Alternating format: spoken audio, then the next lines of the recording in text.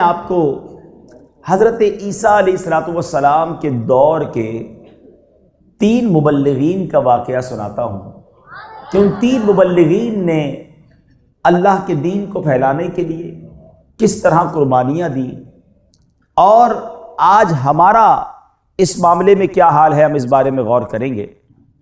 انطاکیہ جو ہے یہ ملک شام کا ایک بہترین شہر تھا جن کی فصلیں سنگین دیواروں سے بنی ہوئی تھی۔ پورا شہر 5 پہاڑوں سے گھرا ہوا تھا اور شہر کی آبادی کا رقبہ جو ہے وہ 12 میل تک پھیلا ہوا تھا۔ حضرت عیسیٰ علیہ السلام نے اپنے حواریوں میں سے 2 مبلغین کو تبلیغ دین کے لیے اس شہر میں بھیجا۔ ایک کا نام صادق تھا، دوسرے کا نام مصدوق تھا۔ اچھا، یہ دونوں شہر میں پہنچے تو ایک بوڑھے چرواہے نے پوچھا کہ آپ لوگ کون ہیں، کہاں سے آئے، کیا مقصد ہے آپ کا؟ تو انہوں نے کہا کہ ہم تو حضرت عیسیٰ علیہ السلام کے بھیجے ہوئے مبلغین ہیں اور ہم توحید کی دعوت دیں گے، اللہ کی طرف بلائیں گے، جو لوگ بت پرستی کرتے ہیں ان کو روکیں گے۔ جو چرواہا بوڑھا تھا اس کا نام حبیب نجار تھا۔ اب ہوا یہ کہ حبیب نجار نے کہا کہ آپ حضرت عیسیٰ علیہ السلام کی طرف سے آئے، کوئی نشانی بھی ہے آپ کے پاس؟ ہم کیسے مان لیں آپ حضرت عیسیٰ علیہ السلام کی طرف سے آئے ہیں؟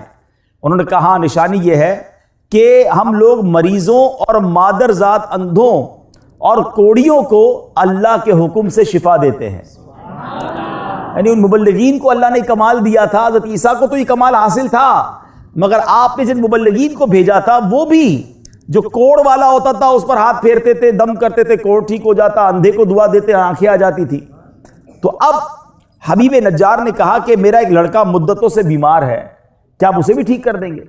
تو انہوں نے کہا کہ اس بچے کو ہمارے پاس لاؤ۔ تو وہ مریض لڑکا ان دونوں مبلغین کے پاس آیا۔ جیسے ہی آیا تو انہوں نے اس کے جسم پر ہاتھ پھیرا، اللہ کی رحمت سے وہ بالکل تندرست ہو گیا۔ اب یہ خبر سارے شہر میں پھیل گئی، بہت سارے مریض جمع ہو گئے، سب مریضوں پر یہ دم کرتے گئے، ہاتھ پھیرتے گئے، دعا کرتے گئے، ایک ایک کر کے سارے مریض ٹھیک ہونے لگ گئے۔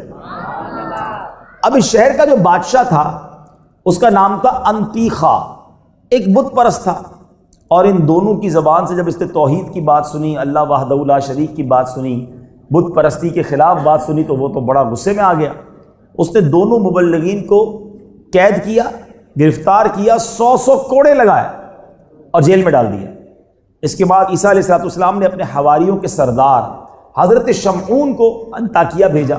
کسی طرح بادشاہ کے دربار میں پہنچے، کہا تم نے ہمارے 2 بندوں کو کوڑے لگا کر جیل میں بند کر دیا ہے، پہلے ایک بار ان کی بات تو پوری سن لیتے۔ تو بادشاہ نے ان کو جیل سے واپس بلوایا اور کہا کہ بتاؤ کہ تم کیوں آئے ہو؟ ان مبلغین نے بادشاہ کے سامنے بیان کرنا شروع کر دیا کہ ہم تم کو اللہ کی طرف بلانے آئے ہیں، بتوں کی پوجا مت کیا کرو، تمہیں بھی اللہ نے بنایا، ساری کائنات کو رب نے بنایا۔ جب بادشاہ نے کہا کوئی نشانی تو بتاؤ کہ تم سچے ہو، مبلغین کہتے ہیں کہ ایسا کرو کہ ایک ایسے اندھے کو بلایا گیا کہ جس کی آنکھوں میں، ایک تو ہوتا ہے مادرزاد اندھا، آنکھیں ہوتی ہیں مگر بینائی نہیں ہوتی ہے، مگر ایک وہ تھا کہ جس کی آنکھوں کی جگہ پر پلین تھا، آنکھ ہی نہیں تھی، یعنی سوراخ بھی نہیں تھا، ایسے بندے کو لایا گیا۔ ان دونوں نے ہاتھ پھیرا تو پیشانی میں 2 سوراخ بن گئے۔ پھر انہوں نے مٹی کے 2 چھوٹے چھوٹے یوں سمجھے گولے بنائے، ان کی آنکھوں میں رکھا، سوراخ میں رکھا، اللہ کی بارگاہ میں دعا کی، وہ دونوں مٹی کے جو گولے تھے وہ آنکھیں بن کر روشن ہو گئے۔ حضرت شمعون نے فرمایا کہ اے بادشاہ یہ بتاؤ تمہارے بتوں میں یہ قدرت ہے؟ ہمارے مبلغین نے تو یہ کر دکھایا، کیا تمہارے بتوں میں یہ قدرت ہے؟ اللہ اکبر۔ جو بادشاہ ہے وہ کیا کہتا ہے کہ تمہارا خدا کیا مردوں کو زندہ کر سکتا ہے؟ اگر وہ مردوں کو زندہ کر سکتا ہے تو میرا ایک کسان، ایک دہقان تھا، اس کے بچے کو زندہ کر کے بتاؤ، کافی دن ہو گئے، اس کا انتقال ہو گیا ہے، جب تک باپ نہیں آئے گا دفنائیں گے نہیں، اس کی لاش پڑی ہوئی ہے۔ یہ دونوں مبلغین ادھر گئے لڑکے کے لاش کے پاس، تینوں نے مل کر اب دعا مانگی تو اللہ کے کرم سے وہ مردہ بھی زندہ ہو گیا، اور بلند آواز سے کہا کہ میں بت پرست تھا، میں مرنے کے بعد جہنم کی وادیوں میں داخل کیا گیا، لہٰذا میں تم سب کو دعوت دیتا ہوں، اللہ پر ایمان لانے کی دعوت دیتا ہوں، اور تم کو نصیحت کرتا ہوں کہ حضرت عیسیٰ علیہ السلام خدا کے پیغمبر ہیں، ان کی بات مانو، ان تینوں مبلغین کی بات مانو، یہ ٹھیک کہہ رہے ہیں۔ اللہ اکبر! یہ منظر دیکھ کر اور مردہ کی تقریر سن کر سب کے سب حیران ہو گئے۔ اتنے میں حبیب نجار جو وہ بزرگ تھے وہ بھی دوڑتے ہوئے آ گئے۔ انہوں نے بھی بادشاہ اور سارے شہر والوں کو مبلغین کی تصدیق کے لیے ایک پرزور تقریر کر کے آمادہ کر لیا۔ بادشاہ نے بھی ایمان قبول کیا اور ساری قوم نے ایمان قبول کر لیا، سب صاحب ایمان ہو گئے۔ مگر کچھ اس وقت بھی ایسے تھے جو اتنی واضح نشانیاں دیکھ کر بھی ایمان نہ لائے۔ حبیب نجار کو انہوں نے قتل کر دیا اور پھر ان مردودوں پر اللہ کا عذاب آیا۔ یہ پورا واقعہ قرآن مجید میں موجود ہے، اور یہ قرآن پاک کے 22ویں پارے اور سورہ یاسین آپ پڑھتے ہیں نا، سورہ یاسین کی آیتیں کئی بار پڑھی ہوں گی، لیکن شاید پتہ نہیں ہوگا اس میں کون سا واقعہ ہے۔ وہ آیتیں کون سی ہیں؟ اذ ارسلنا الیہم اثنین فکذبوہما فعززنا بثالث فقالوا انا الیکم مرسلون۔ یہ پورا واقعہ یہاں سے شروع ہوتا ہے، اور یہ چلتے پورا واقعہ قرآن میں بیان ہوتا ہے۔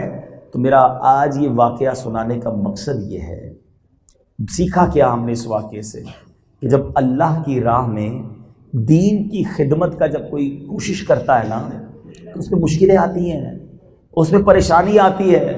ہر اچھے کام میں لوگ ساتھ نہیں دیتے، دل توڑتے ہیں، ہمت توڑ دیتے ہیں، حوصلہ توڑواتے ہیں۔